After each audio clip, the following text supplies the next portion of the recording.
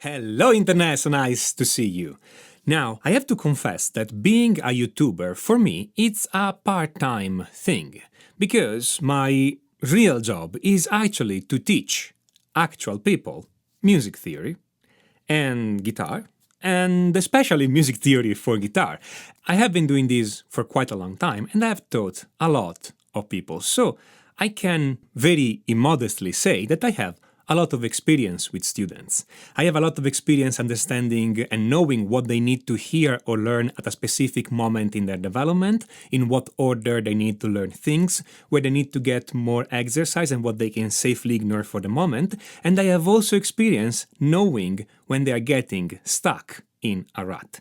For instance, I have identified one specific red flag in how a student approaches music theory that tells me that the student is not going to go far. That is, unless the student changes his approach to music theory. I apologize if all this sounds very preachy, but this is failure mode number one for anybody studying music theory. Every time I've seen a student of mine presenting this red flag, every single time this student had problems down the road. So I'm gonna talk about this here, not to discourage you. You may have this red flag or not, but the thing is that you can easily change your attitude. I'm presenting this here to warn you, hey, if you're thinking this way, if you're approaching music theory this way, there is this big stumbling block in front of you, and you can easily avoid it. Of course, you can do exactly what you want, and all the following is completely my experience,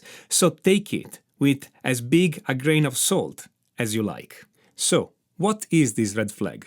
It's quite disarming in its simplicity because it's a simple sentence, and it doesn't even matter when you say this sentence. Just the fact that you think or say this sentence, it's already a symptom of a problem. And the sentence is this: I know this already. Now wait before you close the video and go and see something else. If you're thinking, I knew it was gonna go there, well, guess what? Let me explain why this is a problem and what you can do about that. And believe me, you'll learn something useful. Now, a student of music theory typically say, I know this already, because they are presented with an explanation or an exercise, and they want to get out of doing it. They don't want to practice it, they don't want to hear the explanation, and typically they also say, I know this already, can we go to the next step? I want to learn the advanced things. Now, I will be a very bad music teacher if I didn't practice what I preach. So let me tell you this. At this point in my career, not my career as music teacher, my career as music student, at this point I've read around 30 different books on basic harmony. I'm not counting the advanced one, I'm not counting the one on serial music or advanced neo-Riemannian theory or Schenkerian analysis. I'm talking about the basic books, the one that start with this is the major scale, this is the minor scale, this is a major chord, and all this kind of thing. Now, I am fairly sure that I know my major scales by now. I'm fairly sure I know my major chords by now, and yet, on my desk right now, I have the 31st of those books, and I'm reading through it. Why? Because in music, we don't learn in a linear way. We learn in spirals. What do I mean with that? Well, we learn something, let's say what are the chords in a major key, or what is a major chord, or what is an augmented chord, whatever. We learn something. And then the first time you learn something, you grasp the basic things about it.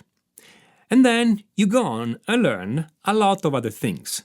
You learn how to put those chords together, you learn specific tricks on how to play those chords, maybe, or how to arrange them, or how to voice lead them. So you keep going and going and going until one day you circle back to your chords in a major key, and you see them again, and then you learn them better.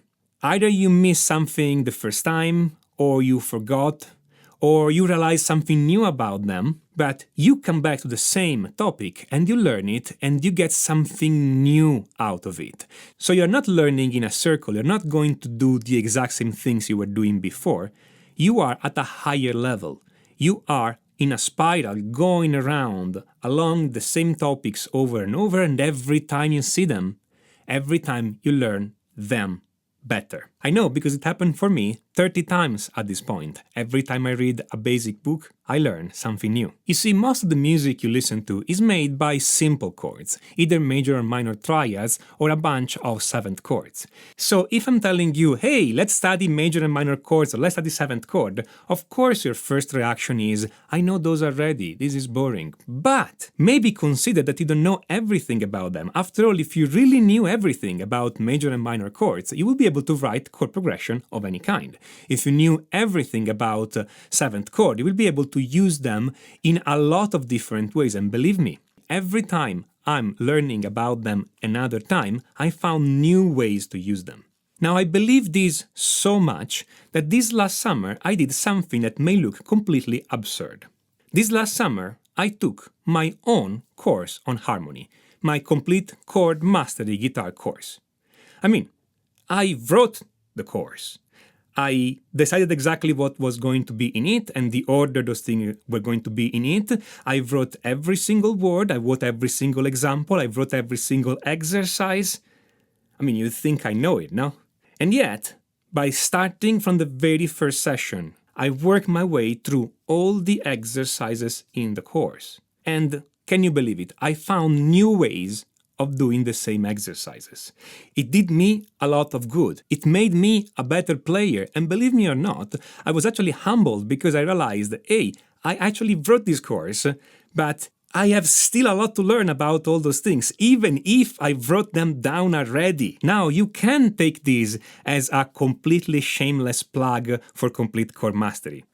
Or you can take this as an admission that I need to practice as much as you do. I need to study as much as you do. And nobody is done learning, and nobody is done learning even on the basic stuff. There are simply too many combinations for those notes, those chords. There are simply too many ways of putting those elements together. There is so much new music to write by putting these together in different ways that literally nobody is done learning. Now, of course, at this point you're thinking, but Tommaso, how do you get better by learning again the major chords? How do you get better by going through again the stuff you know already? Well, several different things can actually happen. For instance, by hearing a new explanation of the same topic, you think about it in a different way. You establish new connection.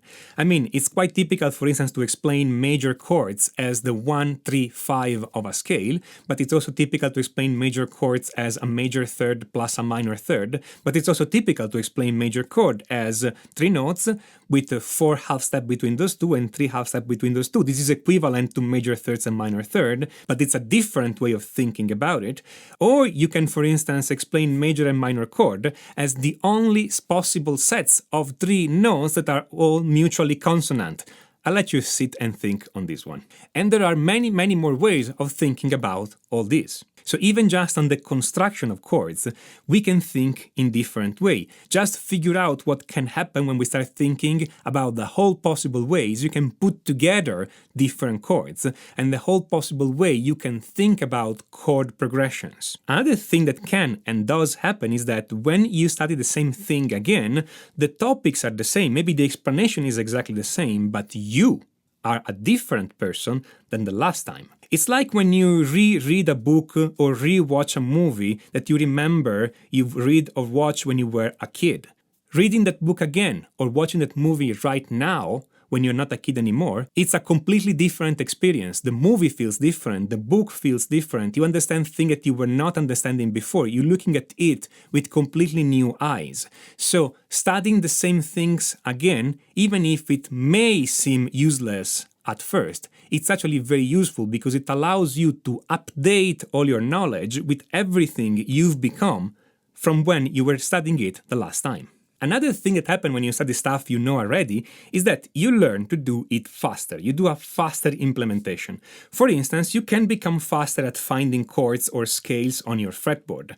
Of course, you need to have exercises for that, but that's the thing. When you learn this stuff, faster is better, period. You don't have to play them faster, but becoming faster at finding specific chords or specific chord shapes or voicing or other things on your fretboard, it's a net gain. And you see, this is not a one-time learning. The first time maybe you learn where those shapes are. The second time, you learn how to put them together and you get a little bit faster at putting together those chords, until eventually you become faster and faster and faster. A working knowledge of music theory is not a one-time learning thing. You need to go and revisit everything multiple times. And I know this may sound discouraging at first, but believe me, it's actually really fun to go and see the old things and making them better, because it always sparkles new music, it always creates new ideas, and you get better as a musician. So the problem is this: every time you say, I know this already, you are closing the door to make better what you know already. You are closing the door to the actual improvement. Some of the greatest pieces of music known to man have been composed with very simple elements. After all, we have only 12 notes. After all, we have only a bunch of major and minor chords.